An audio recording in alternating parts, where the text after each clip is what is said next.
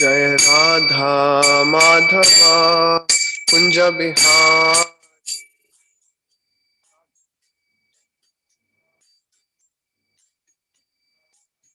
जय राधा माधवा कुंज बिहारी।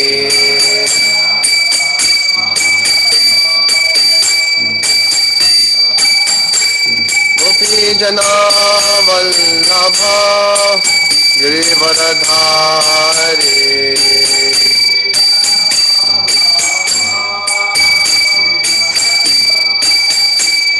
गोपी जना वल्लभ गिरिवरधारी।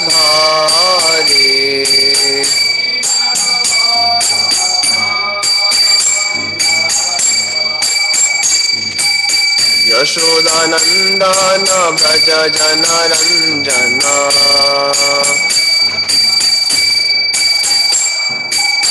यशोदानंदन व्रज जनरंजना।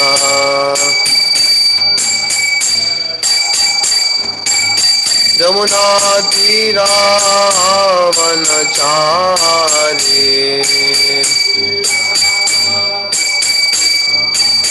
यमुना तीरा वनचारी।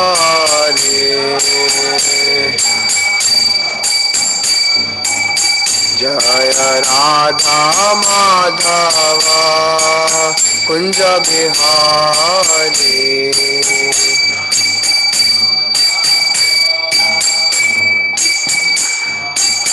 हरे कृष्णा कृष्णा कृष्णा हरे हरे, हरे राम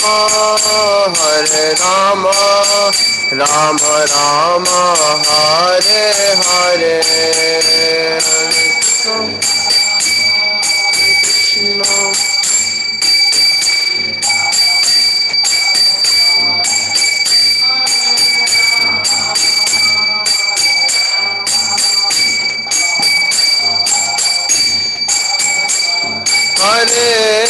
कृष्ण हरे कृष्णा कृष्णा कृष्णा हरे हरे, हरे राम राम राम हरे हरे।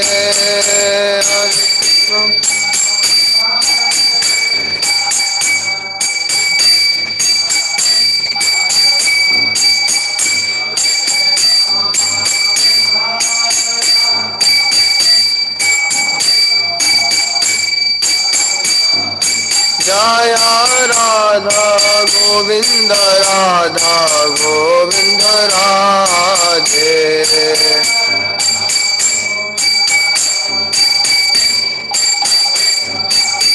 जय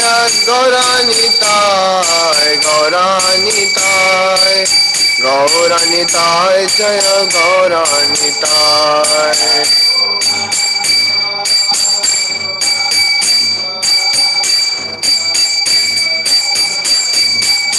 जय जय प्रभुपाद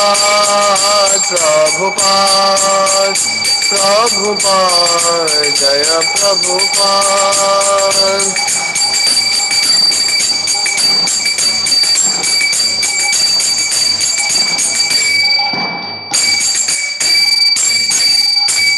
जय ओम विष्णुपाद परमहंस परिव्राजकाचार्य स्तोत्र शत श्री श्रीमद् डिवाइन ग्रेस अभय चरणारविंद भक्ति वेदांत स्वामी शील प्रभुपाद की। ISKCON founder Acharya, BBT founder Acharya, savior of the whole world Jagat Guru Srila Prabhupada ki, Grantha Srimad Bhagavatam ki, Nitai Gaur Premanande. All glories to assembled devotees, all glories to assembled devotees, all glories to assembled and unassembled devotees. Srila Prabhupada ki. Om Namo Bhagavate Vasudevaya. Om Namo Bhagavate Vasudevaya. Om Namo Bhagavate Vasudevaya. Narayanam Namaskritya. Okay, what's the next one? Narayanam Namaskritya.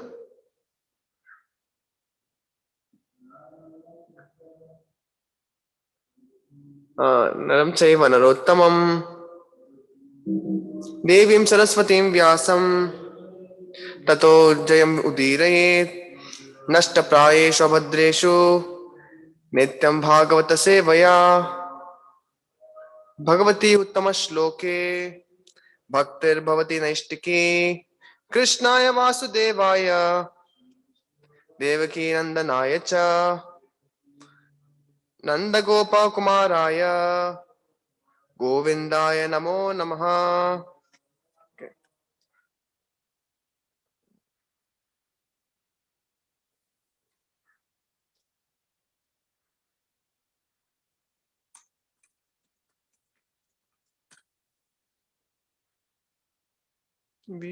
Hare Krishna. Today we are reading from Srimad Bhagavatam, Canto 3, Chapter 8, entitled Manifestation of Brahma from Garbhodakshaya Vishnu. Text 3. 383. Asinam urvyam bhagavantamadhyam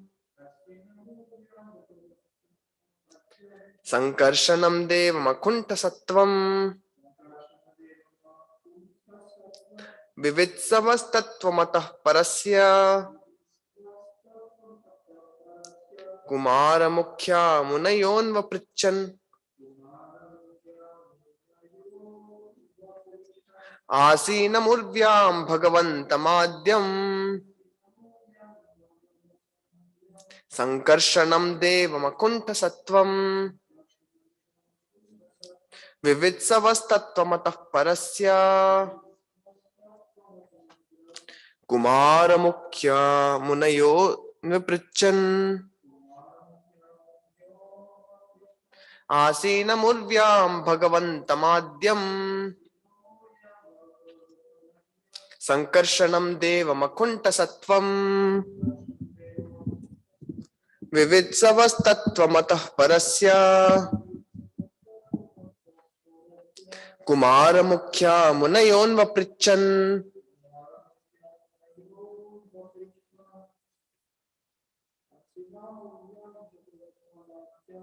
Asinamurvyam bhagavantamadhyam sankarshanam devam akunta sattvam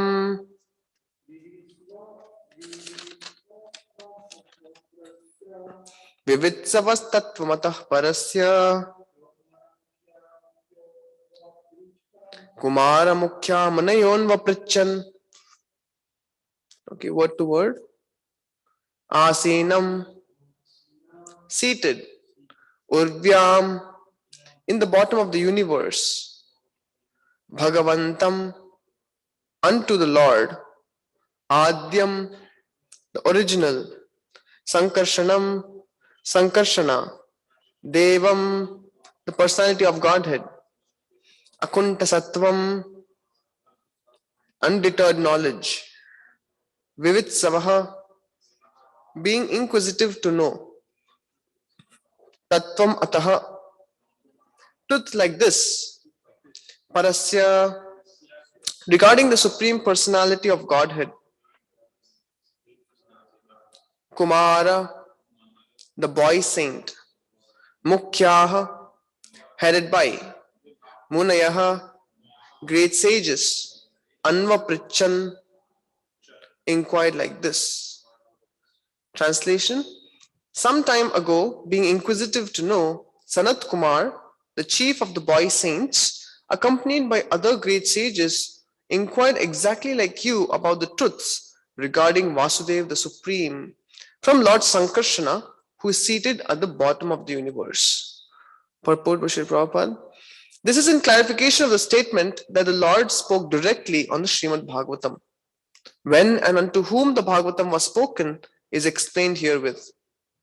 Questions similar to those put forward by Vidura were asked by great sages like Sanat Kumara. And Lord Sankarshana, the plenary expansion of Supreme Lord Vasudev, answered them.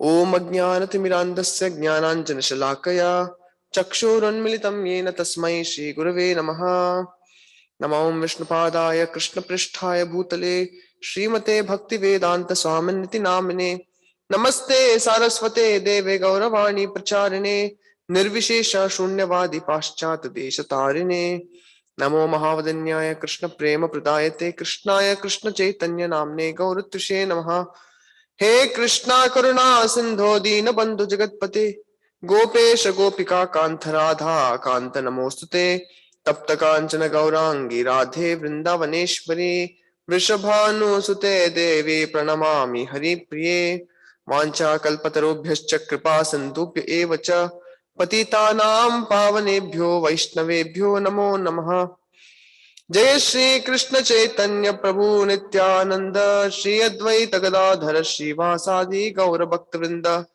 Hare Krishna Krishna Krishna Hare Hare Hare Ram Ram Ram Hare Hare. Translation. Some time ago, being inquisitive to know, Sanat Kumar, the chief of the boy saints, accompanied by other great sages, inquired exactly like you about the truths regarding Vasudev, the Supreme, from Lord Sankarshana, who is seated at the bottom of the universe. So, I welcome all of you to today's morning Srimad Bhagavatam class. Before I speak, I would like to gather the blessings of all the assembled devotees, offline and online. So here, since Prabhupada's purport is so small, so it took more effort to prepare something. But one thing is very clear, what Prabhupada is emphasizing here is on inquiry. Because Maitreya Muni is now, he has begun to speak and answer the questions asked by Vidura. And Maitreya is encouraging Vidura by saying, the questions put forth by you are not some questions which are disconnected with Krishna, from Krishna. Rather, these questions are the same questions or similar questions to those asked by Sanat Kumara, the chief of the four Kumaras. And the same questions were put for the Lord Sankarshana. So this parampara of questioning and answering has been going on from time immemorial. Because everyone in this world is looking for happiness, and it is very clear happiness only comes when we have knowledge. So I think it was Mark Twain when he said there are two important days in our life. First is when that day when we were born, and second is the day when we question why we were born. So these are the two most important days. And also if we see our whole lifetime from birth to death, we have B for birth and D for death. And what is the difference between the two? What separates B and D, birth and death, is C, which stands for choice. The choices we make. Or choice is also synonymous to the inquiries we put forth. Because according to inquiries, we make choices also. So we understand the importance of the right type of inquiry. So in this world, we see in nature itself, there's so much inquiry going on between animals. The birds in the morning when they get up, as the sun rises, the female bird is asking the male bird, where is my food? And the male bird is saying, I'm about to go now and get some food. Or there's some question answer going on between the student and the teacher. There's a question answer going between the employee and the employer. There is question answer going between so many people. Everyone is basically questioning and someone is answering. Because this is how we gain knowledge, by questioning. So we also see the animals by nature, they ask questions about four things. What are the four things? You can answer. Yes, eating, sleeping, mating, and defending. Maybe you can have mic, so or else it doesn't go recorded. The people cannot hear. Okay, eating, sleeping, mating, and defending. These are the 4 things that we can, the animals actually question about. But the modern man, being very proud and puffed up, he thinks, but we are better than animals because we have erected tall skyscrapers. We have built huge hotels. We have traveled across the world. We have dug out minerals. We have now jewelry shops. We have shopping malls. We have restaurants. We have so much of sophistication, and therefore we are much better than animals. Therefore, the modern man, he also asks questions. Whereas animal is asking, where is my food? The modern man has a sophisticated form of where is my food. Basically, he asks, where is the restaurant? Basically, what does it boil down to? Food. Or he may ask, where is the hotel? That is sleeping or mating, right? Or where is my money? But finally, with money, what does a modern man do? Eating, sleeping, mating, defending, right? So we see, though it may seem that the modern man has done a lot of progress in this direction of civilization, so-called advanced civilization, but unfortunately, even though he has put a lot of endeavor from thousands of years, at least last maybe 500 to 1000 years, 800 years. So we see in all that endeavor, basically he has only sophisticated his life without raising the level of inquiry. Because unfortunately, the level of inquiry is the same as that of the animals. So this is if we have to become different from the animals, then we have to raise our consciousness. Because we will see soon how inquiry is directly proportional to consciousness. Means if our consciousness is at a particular level, then we make inquiry at that level. If our consciousness can be raised to next level, our inquiries also become better. They become evolved. So maybe I want can you switch on the television? I'll just show some section of Srimad Bhagavatam.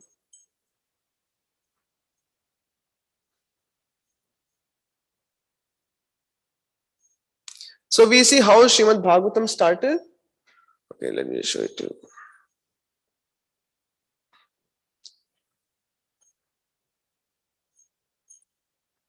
Okay, this is from the appearance of Shukadeva Goswami from the first canto, 19th chapter. Shukadeva Goswami just appears here. He doesn't speak yet, but we see some important, there are 2 questions put forth by Parikshit Maharaj. Yeah, this is the one. Tataschava pritchamimam vipriche vishabhya vipra iti krityatayam sarvatmanam mriyamanais chakrityam shuddham cha tatram mrishatabhiyuktaha. So what is it saying here? Yeah. Can one of you read in the mic? O trustworthy Brahmanas, I now ask you about my imminent duty. Please, after proper deliberation, tell me of the unalloyed duty of everyone in all circumstances, and specifically those who are just about to die. Yeah, basically he's asking 2 questions. What are the 2 questions? One is, what is the immediate duty for people in general?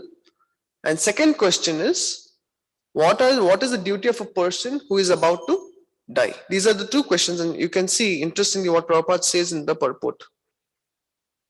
Yeah, can you read this from the first question? The first question is, what is the duty of everyone in all circumstances? And the second question is, what is the specific duty of one who is to die very shortly? Out of the 2, the question relating to the dying man is most important because everyone is a dying man, either very shortly or after 100 years. The duration of life is immaterial, but the duty of a dying man is very important. Maharaj Parikshit placed these 2 questions before Shukadeva Goswami, also on his arrival, and practically the whole of the Srimad Bhagavatam, beginning from the 2nd canto up to the last. The 12th canto deals with these 2 questions. Yeah, thank you. So we see the most important question of the 2 is the duty of a dying man. So Parikshit Maharaj himself was such elevated personality that he could ask these two questions. And Srila Prabhupada is writing in the purport that practically the whole of Bhagavatam, from the first to the last canto of 12th, from the second, once Shukadeva Goswami starts speaking, from second canto to the 12th canto, deals with only these two questions. So this is the type of inquiry asked by Parikshit. And what did Shukadeva Goswami say? It's in the second one.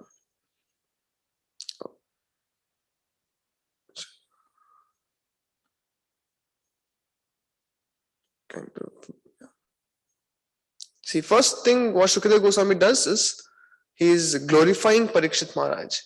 Varyaneshate prashnaha krito loka hitam nripa atmavid sammata pumsam shrotavyadishu yah paraha. Shri Shukadeva Goswami said, my dear king, your question is glorious because it is very beneficial to all kinds of people. The answer to this question is the prime subject matter for hearing, and it is approved by all the transcendentalists. So why is this question glorious? Because everyone can relate to it. How everyone can relate to it? Because Krishna consciousness is relevant for everyone. Why? Because we are all spirit souls and not this body. So we all have to connect with Krishna. We all have an individual relationship with Krishna.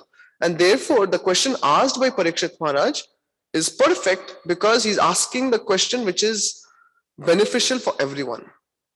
He's not asking a question which is only beneficial for him. He's not asking a question which is only beneficial for the praja, but it is beneficial for him, for the praja, for people in future, for the people of the past, everyone. For old people, for young people. It's so relevant. Okay, we'll see the next one. Then Shukadeva Goswami is saying, but those people who are materially engrossed, being blind to the knowledge of ultimate truth, have many subject matters for hearing in human society. So just like we said, we discussed how everyone in this world, they are discussing. There are some people are questioning, some people are answering the questions. But unfortunately, because the consciousness is not Krishna consciousness, they also question, but it's always to do with eating, sleeping, mating, and defending. So being blind to the knowledge of truth, ultimate truth, they have many other subject matters for hearing. Unfortunately, they waste their human life like this. Yeah. Can one of you read this?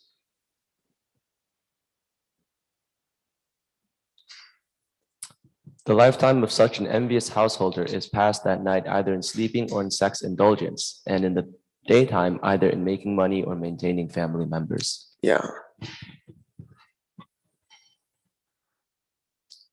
Yeah. Okay. Persons devoid of Atma Tattva do not inquire into the problems of life, being too attached to the fallible shoulders, like the body, children, and wife. Although sufficiently experienced, they do not see their inevitable destruction. Okay. Seeing the persons devoid of Atma Tattva, they do not inquire into the problems of life. Whereas people who have a higher level of consciousness, because they inquire about absolute truth, therefore their human life form is utilized in the right way. But if we don't inquire into problems of life, then what do we become? The fallible soldiers. We become attached to the fallible soldiers, which is the body, children, and wife. That's all. Because the whole world is doing exactly this. They are wasting because they question, but the questions are not connected to Krishna. Therefore, they make no progress. So we make progress between birth to death.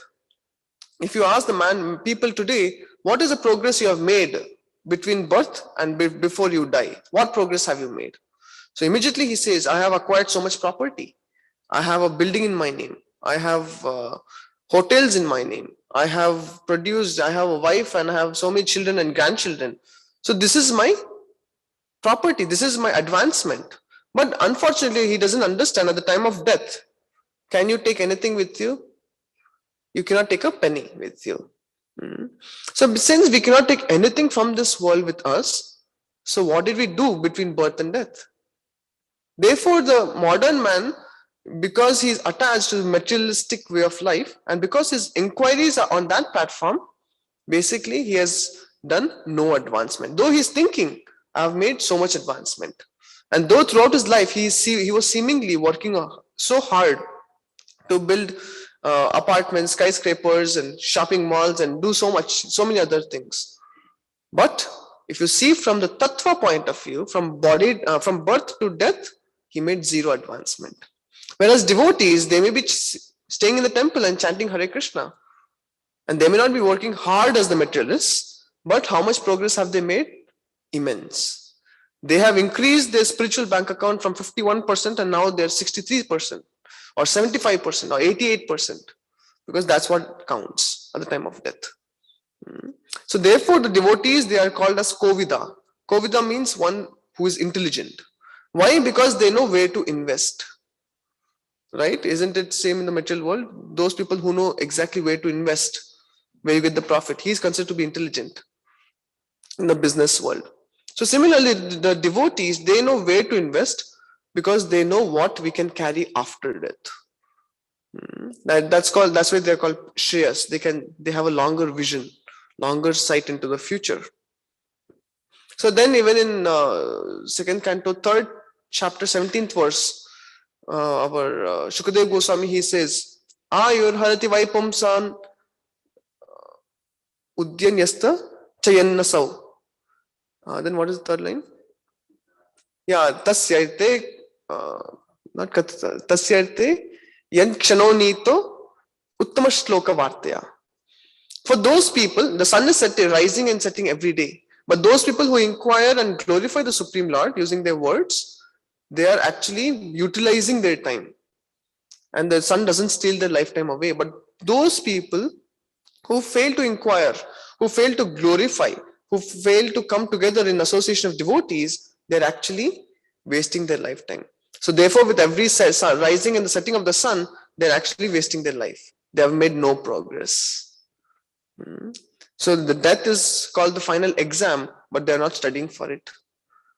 They're not preparing for it. And the death is coming closer and closer. So this is the unfortunate position of those who fail to inquire about spiritual subject matters. So pashyan apina pashyati, in this verse you can see. Though they see, but they cannot actually see, because they're not seeing reality. They're not able to see the absolute truth. Okay. So from Taittiriya Upanishad, there is this Panchakosha. Have you heard of the Panchakosha? It's the 5 levels of consciousness, or 5, you can say, coverings for the soul. So the basic level in the Panchakosha system is also there's this Mosley who has made a Mosley triangle in economics, and he says how to work best with employees by following this triangle, which he actually took it from the Taittiriya Upanishad. So it's very famous. If you study economics, you'll study Mosley's triangle, which is actually the Panchakosha system. And the basic level of Panchakosha system is, it starts with Annamaya Kosh. It's basic requirements of the body. Annamaya Kosh means when one is more absorbed about food. Like we see sometimes we are so much absorbed in what is the prasadam. Sometimes our inquiry is not in the class, but the inquiry is, when is prasadam? When will the class end? When will I go for prasadam? That is our inquiry. So that is the least level. The last level is called Annamaya Kosh. And higher than that is called the Pranamaya Kosh. Now that my necessities are fulfilled, now how do I defend it? How do I defend myself? How do I defend my bodily connections? So basically the security system is called Pranamaya Kosh. That's the next level. And then comes Manomaya Kosh. Manomaya Kosh is the pleasures, which it refers to the pleasures of the mind. Like suppose you play chess, you defeat others. There's no bodily pleasure, but it's a mental pleasure, right? And higher than that is Vijnanamaya Kosh. Vijnanamaya Kosh means the pleasure one gets through attaining wisdom. Like you see, there's so many philosophers in this world, not necessarily devotees, but they have more experience in this world. They know how to, to some degree, how to deal with this world, how to deal with other people, how to be careful, how to not unnecessarily mess with others. So they gain some wisdom which are the belief system. All this comes under Vijnanamaya Kosh. And topmost, the apex of the pyramid of this triangle is the Anandamaya Kosh. Anandamaya Kosh means when the pleasure one gets by understanding his relationship with Krishna. That I'm not this body, I'm spirit soul, and I'm not just a spirit soul lingering randomly in the Brahman, but I'm spirit soul connected to Krishna. So that joy which one gets from that sambandha is Anandamaya Kosh. So these are different levels of the triangle. So why am I telling you this? So the person in the Annamaya Kosh, what will his inquiry be? Even if he is surrounded by great souls, his inquiry cannot go beyond thinking about prasadam. He cannot go beyond thinking about his sleep, right? It's always only eating, sleeping, and mating. Whereas the Pranamaya Kosh, he is so much thinking about investing here and there so that he's secure, like insurance. He's worried if the insurance works or not. He's worried if there's, if all the people around him, they are safe or not. So he cannot inquire beyond that level. So basically this pyramid actually gives a broad understanding of our different levels of consciousness. And why am I telling you this? Because our inquiry, the power to inquire, is actually dependent upon the consciousness of our consciousness. If we don't have a certain level of consciousness, we cannot inquire beyond that level. Sometimes we can imitate great souls and ask questions which are very esoteric, but we don't even understand the answer given, because in one preaching center, there was one student and he would very casually talk about Ras Leela. And he would, because he has heard from before, in India, everyone has heard of it, about Radha Krishna details, how they, between whatever happens between Radha and Krishna. So he very casually came to me and asked, Prabhu, what is Ras Leela in Kali Yuga? So I heard in one other lecture, one great soul speaking. So he said, in Kali Yuga, Harinam Sankirtan is like Ras Leela between Radha and Krishna, Krishna and Gopis. So I just said it's Harinam Sankirtan. So basically that boy, he got bewildered and he said, what? How can it be Harinam Sankirtan? How can Ras Leela, where there is so much intimate connection with Krishna, be Harinam Sankirtan in Kali Yuga? So what was the problem here? There was no qualification on the part of the inquirer and no realization part of the speaker. So that is the problem. So we see, if we try to ask questions beyond, without elevating our consciousness, then it becomes very difficult. We don't understand the answer necessarily. So our inquiry we make is always directly proportional to the consciousness in which we are in. So of the 5 levels of this triangle from the Taittiriya Upanishad, which of the levels are in material consciousness?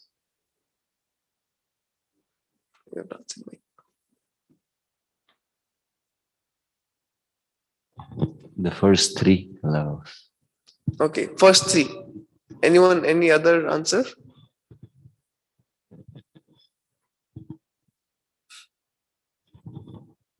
The first 4. Yeah, even I think it's first 4, because sometimes Vijnanamaya Kosh is just a belief system. So they can have not necessarily transcendental beliefs. So the first 2 can be more of ignorance, where people are so much concerned about one's own eating and sleeping and mating. Whereas from mind can start the rajas, the mode of rajas, because even Prahlad Maharaj says for sex pleasure, it is manasijam. And we know people who are looking for sexual pleasure, it's the most in mode of passion. And then Vijnanamaya Kosh is more of sattvic, because you try to understand how the world works, you try to become a philosopher in other words. Whereas the Anandamaya Kosh is completely spiritual. So basically, if you even categorize into two categories, you get the 2 levels of consciousness as either material consciousness or spiritual consciousness. Basically, there are 2 categories of consciousness. Now, can you give me an example from the Shastra where a person asked question, he made an inquiry from material consciousness from the Shastra? Yeah, Jimmy Prabhu. When Dhruva Maharaj, when he was a little boy, and he's asking, how can I get this kingdom bigger than my grandfather? Right, Oh, this very big good. kingdom. Yes. Dhruva Maharaj asking how to get the kingdom greater than that of Brahma. Yeah, that was from a mental consciousness. Very good. Any other questions asked on material platform with the material on material consciousness? Yeah, Kail Prabhu. When Arjuna refuses to fight on the battlefield of Kurukshetra, right? He's thinking like, I don't want to kill my family members and my guru. Yeah, correct. That is also it's a thought on the material consciousness, material platform. I'm also looking more for inquiries made on the material platform because today's subject matter is all inquiry.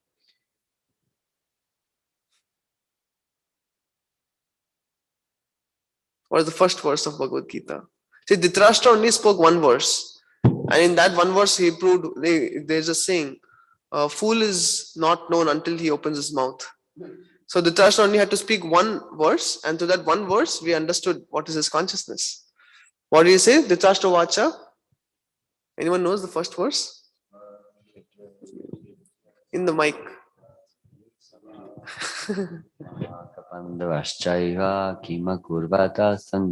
Yes. So Mamaka Pandavaschaiva. He's over there, he's asking, now what happened when my sons and the Pandavas, they gathered together on the battlefield? Which clearly shows he is affected by duality. Ichchadvesha samuthena, towards it says towards and sarge yanti parantapa. Basically, in this world, everyone is born into delusion, and therefore they have likes and dislikes. Whereas a person who goes beyond, or elevates into spiritual platform, he is not affected by likes and dislikes. I'll show you a verse in the future regarding that. So therefore, we understand people like Dhruva initially, he had a material consciousness. So he was looking for a kingdom greater than that of Brahma. Dhritarashtra had material consciousness, and because of which he was distinguishing between his sons and the Pandavas. And so similarly, there's so many other examples in the Shastras itself where we can understand how a person is affected by material consciousness. For such people, the inquiry can never be spiritual. Now we have all gathered here in the temple. We stay at the temple, or we stay even if we stay outside. We want to make spiritual inquiry, and that's the reason we have come in the association of devotees.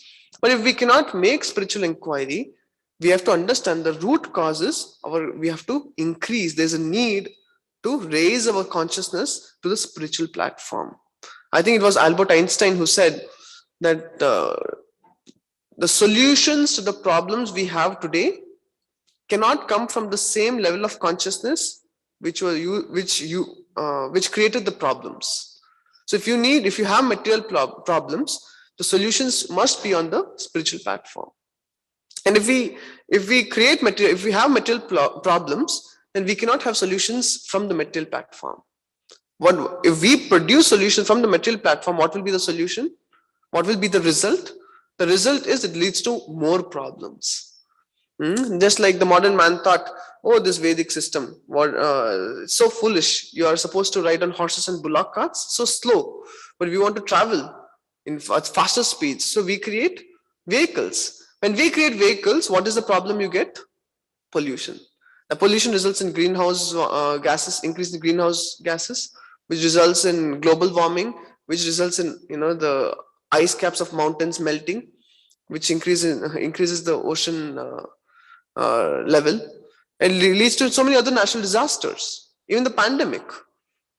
It's because the man has not. He tried to meddle with material nature. So if we try to find out solutions to the problems of this world from the same platform, that is material solutions, the material solutions can give no actual solution. It rather results in bigger problems. So the thing is, if we have to raise our consciousness, if we are even concerned about environment, even if it's not just Krishna consciousness, even if it's not just spiritual perfection, we still have to raise our consciousness. And we understand it becomes detrimental, then ultimately we have to try to understand our relationship with Krishna, so that only then we can actually find solution to the problems of this world.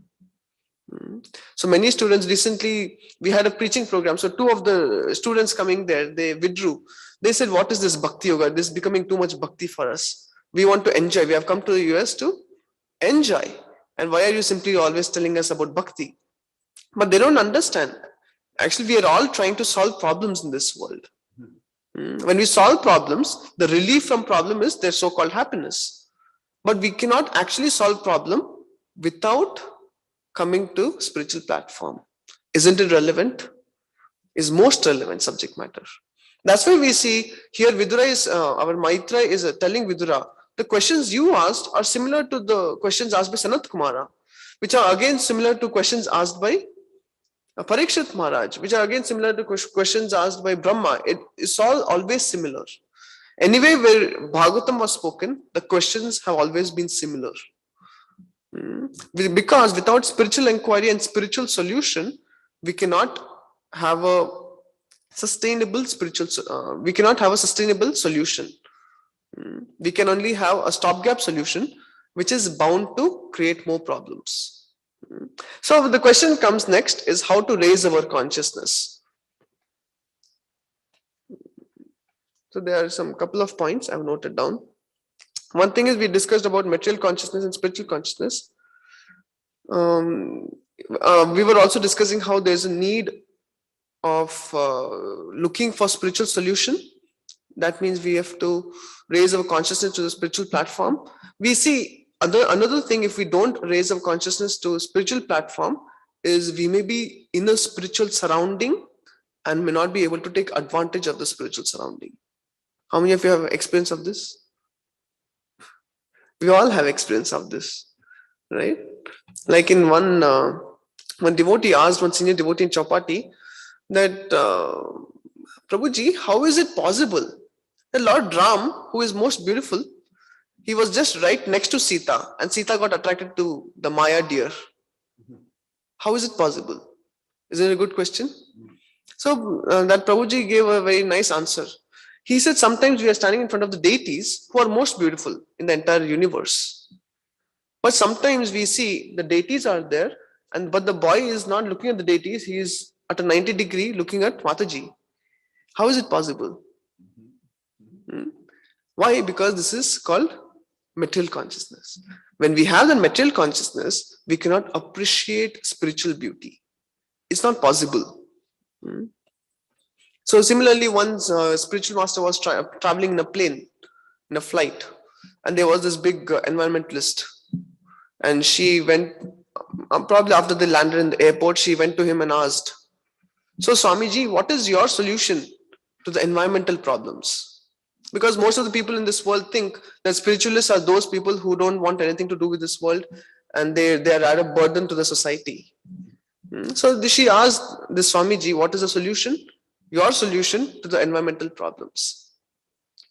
So then Swamiji told her that actually you are trying to clean the external environment, but we are trying to clean the internal environment. Because when we clean the internal environment, automatically the external environment becomes clean. And then he quoted Gandhi, how Gandhi said that in this world there is everything is there to fulfill one's needs, but not to fulfill even one man's greed. So basically people are affected by lust, anger, greed, because of which the external environment is degrading. There are political problems, environmental problems, ecological problems. All problems exist because people are acting on a material platform. So it was such a profound answer. So therefore we understand if we don't raise our consciousness to spiritual platform, even if we are amongst devotees, we are only maybe concerned about prasadam. Being concerned about prasadam is not wrong, by the way, but being overly concerned about prasadam is. Suppose, yeah, I already gave the example. Suppose the inquiry is always about, we are not listening what is being spoken in the class. Rather, we are more concerned, when will this Prabhu end so that I can go for prasadam, right? So even in one more temple I had seen, that sometimes there are many intellectual devotees, so they want to ask question after question. So, and the 9 o'clock hit. So there were other group of devotees. There were other group of devotees who wanted to go for prasadam. So as soon as it hits 9 o'clock, they take the mic and they hide the mic so that no one asks questions, right? Because they want to go for prasadam. But the point of hearing Bhagavatam is you ask questions. Of course, we don't want to trouble the devotees also. But I'm just trying to make a point that if we cannot raise our consciousness, then even a spiritual association we cannot take advantage of that association. So there's one more, there was a man, I don't know where exactly, he had this peculiar problem, a disease which was fatal. So he started traveling to different doctors. He was a billionaire, so he could afford traveling all across the globe for the best treatment. But unfortunately, he went to all the allopathic, he tried all the allopathic medicine, nothing worked. So finally, he decided to try Ayurveda. And he went into one particular site where he met a sage. He was like, he was expert in Ayurveda also. And this sage said that for your problem, to cure your disease, the only solution is that for 2-3 weeks, you have to see everything only green. You cannot see anything which is not green. That is the solution. The solution is that you have to see everything green. So now when he traveled back, he told all his servants, he had a huge mansion. He told all his servants that the remedy for my disease is that I have to see everything only green. So paint everything green. Whatever comes in my sight, paint it green. And he decided not to leave his mansion. So even once one of the servants brought him food, but then he saw the servant himself is not green. So then he told the servant that you have to pour paint upon yourself, because he has to see everything only green. So then his food was green, the servants were green, the paintings were green, anything in his mansion, anything around him was green. Probably even he was green. The mirror was green. Everything was green. So then this Guruji, this sage, he wanted to pay a visit and see how because he happened to, go across that mansion. So he wanted to go and see how this patient is doing. And he knocked on the door, and these two servants, completely in green, they came out. And the sage got bewildered. Why are they completely in green? And they said, if you want to enter, you also have to become green. So they took a bucket of paint and poured upon the sage. So after being poured with this green paint, he went inside and he met this man. He said, what is all this nonsense? Why is everything green? He said, my dear sage, you yourself told me that I should see only green so that I can get remedy for this disease. So then this sage, he put his hand on his head and said, if you want to see everything green, you just have to wear green glasses. You don't have to make everything green, right? So similarly, in this world, people are trying to solve problems, everything around them. But only problem that exists is, like Bhaktisiddhanta Thakur said, lack of Krishna consciousness. What does it mean? It means that the only problem that exists is that the individual itself, he is under material consciousness and has to elevate himself to spiritual consciousness. Uttamadhikaris have no problem in this world. If Uttamadhikari comes and he sees a man probably the man is carrying roses for his girlfriend. But if Uttamadhikari comes, he thinks, oh, that man is carrying roses for my dear Krishna. He has no problem. He can see everything in the right perspective of how it should be. Whereas a person under material consciousness, he suffers in this world. So the solution is in the third canto under Kapila Muni's instruction to Devavati. Kapila Muni says one verse, maybe I can just take it out. Okay, it's not there. So basically the verses, he says, Chetak Kalf Asya Bandhaya Muktaye Chatmano Matam Guneshu Saktam Bandhaya, and last line is Guneshu Saktam Bandhaya Ratam va pumsi muktai. Basically, what he's saying is there are two types of consciousness: material consciousness and spiritual consciousness. So one type of consciousness leads to entanglement in this world, whereas other type of consciousness leads to liberation. What is that one consciousness? That material consciousness is where one thinks it's all about me and everything is mine, where one is trying to become the controller, proprietor, and enjoyer in this world. So that is material consciousness. Aham mama abhimanuttaihi kama lobad bil malaihi. Because of this aham mama, therefore it gives birth to these three children: kama, loba, and actually anger also. Adibi means and further. So because this is called as material consciousness, where one is only worried about oneself. And the spiritual consciousness is, then he says the next two lines, Vita yada manas sukkam, Vita yada, when one becomes freed from these malai, which the dirt of kama, lobha, and krodha, then one actually can see the material happiness and distress at the same level. He doesn't get bewildered by them. He is no more under the influence of material energy. So the thing is, what he's saying is, Vita yada mana shuddham. So if we work on purifying our minds, how can we purify minds? By adopting a purificatory process. And we all know what is the purificatory process for the age of Kali Yuga? Harinam Sankirtan. But what type of Harinam Sankirtan should we do? It's not a casual, inattentive Harinam Sankirtan. It has to be intense Harinam Sankirtan. It has to be very strong. It has to be very focused. Only then the mind gets purified. Or else we do get benefit, and that benefit is called Ajnat Sukriti. Small bits and pieces of Sukriti here and there. That is not, peanuts. So that is not sufficient for us to purify our mind. If you are really focused on purifying our mind and attaining love for Krishna, that means we have to become intense. Our chanting has to be intense. Our Shravanam process has to be intense.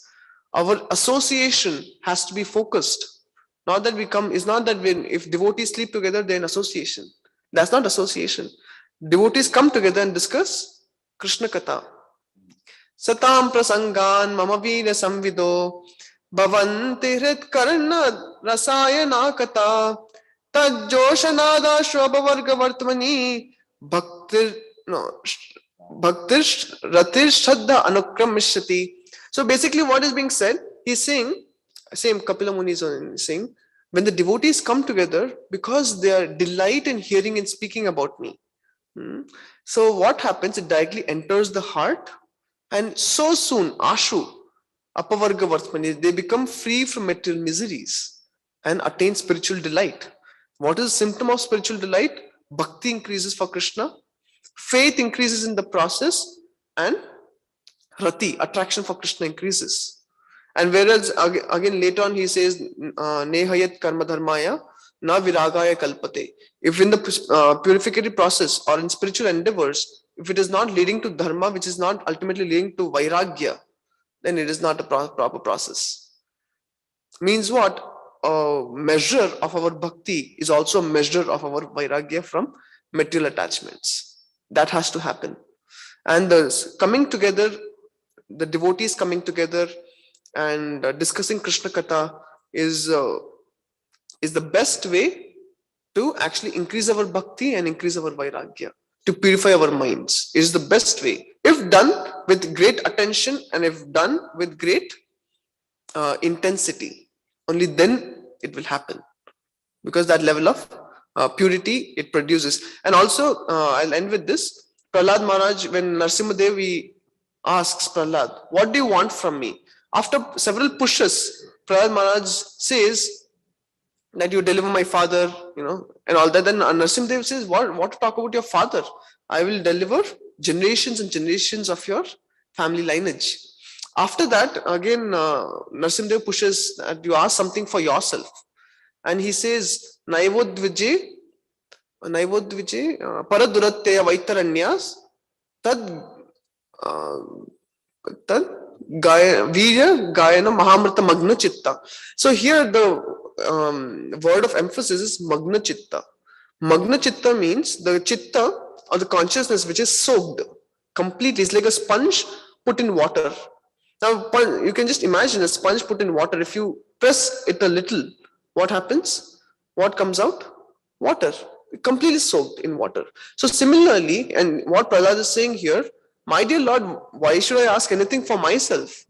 Because I can even I can go to the Vaitani river, which is filled with the most ferocious type of snake, water snakes or sharks, or it's completely dirty, filled with stool, etc.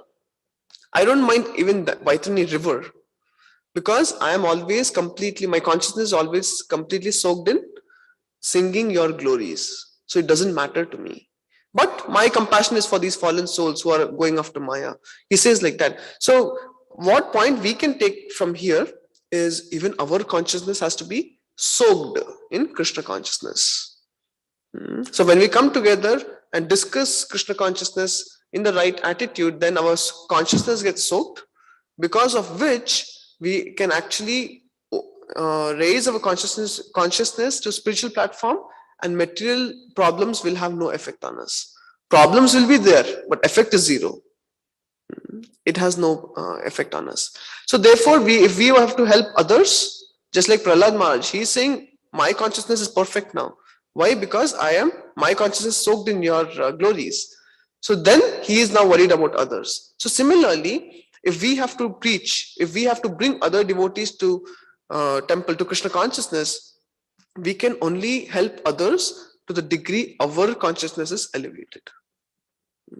So by this we understand how important it is to actually elevate our consciousness, and when we elevate our consciousness from material to spiritual platform, then our inquiries improve, and when we inquire rightly, we get right answers, and when we get right answers, we make right progress.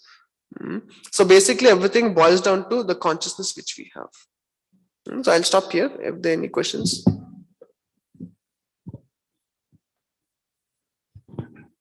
Thank you very much for giving class. As always, you blow my mind. I really like that story with the green glasses. I feel like that's something I would do. So how can we, because you were saying before, and I know also you were saying like Sharvanam, Kirtanam, like hearing and chanting is really the process we have. But you were talking about, increasing from like 51% to like 63% or something like that. How can we get to the majority? Because for someone like me, I feel like I'm like, maybe 1%. How can I get to like the majority of spirit, like having that spiritual consciousness and not the majority of material consciousness? Because I feel that my mind is still, or my services or all this stuff is still muddled with that material consciousness, and I can see it, and I just don't know how to combat it.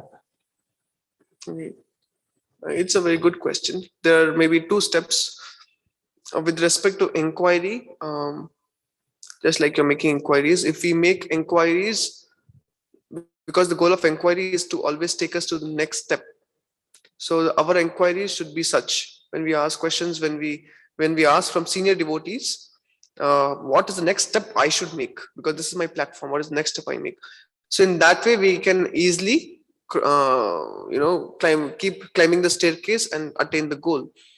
So rather, versus another person who actually makes inquiries which are completely beyond his level, and he cannot basically, nor can he understand the answer given, nor can he actually take benefit, because he cannot climb that staircase. The step is too high for him. So one is making the right inquiries to the right people, and second one is speaking about intensity. Shravanam and Kirtanam, what matters the most is the intensity. Intensity can be of two types. One is quality and quantity. Quality is the type of hearing. Now suppose we hear Prabhupada's lecture, how many points from the lecture can we even recall after the lecture? Now once we can recall, how many do we apply? It's all a measure. So basically that is the part of the training. The training is that we actually try to recall the points given, because at least if the points in the mind, then automatically you will think about it and apply. So that is one intensity, that quality. And quantity is Probably like when I joined, for me to hear 1 hour, 2 hours wasn't sufficient. I had to hear more. Then it would result in faith. Then you would like to do it more. So if you feel your current hearing level is either lacking quality or quantity, then you have to increase that. So the inquiry you have to make in such a way that you just go to the next level. Next step, you can take the next step. Whereas intensity should be such that, I mean, you have to increase your quality or quantity so that you can become more absorbed in Krishna. This is what I think. Thank you so much. Perfect answer. Thank you. Thank you. Hari Hari Krishna. Just a couple, I guess, quick points. One, you were talking about the vision of the Uttama Adhikari and how they're just walking around seeing Krishna. And you gave the example of, he sees the roses and he thinks these are for Krishna. So one time His Holiness Rana Swami was walking here in New York City, and there was when you're walking a lot of places, they have the go, they have a person walking, and then when it's time to stop, they have the red hand comes up.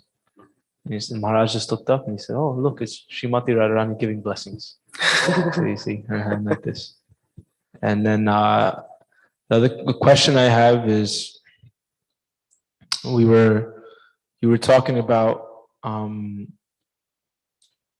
you were mentioning about the global warming and these different things, and how one of our preaching is simple living, high thinking. So I was thinking, couldn't someone look at us, for example, walk in and be like, you guys are hypocrites. Here you have this phone, you have a laptop, multiple laptops, TV, big building using so much electricity. So how is it that you're helping conserve this environment when you're also adding to the problem? How can we answer it? Good question. Of course, Prabhupada wanted, one ashrama system, and where grihasthas also stay in a place like farm community where there is an example for simple living, high thinking.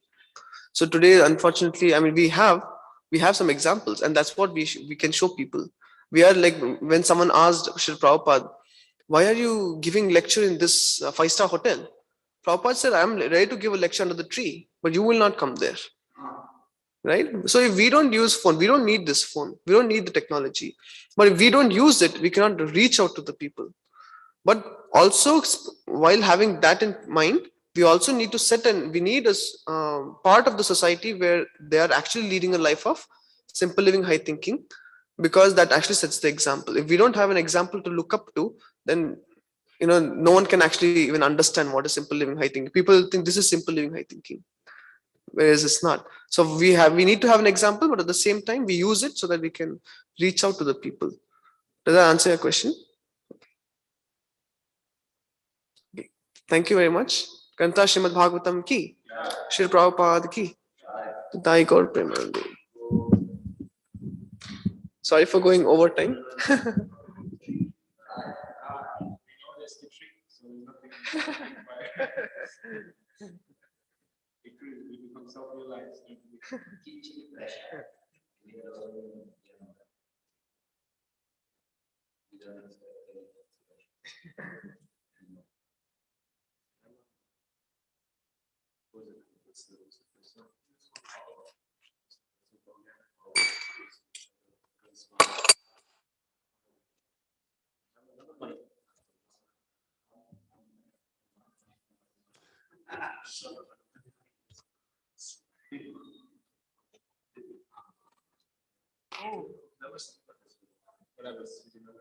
Class ended long time? No, yeah, computer died. I don't know if it's streaming.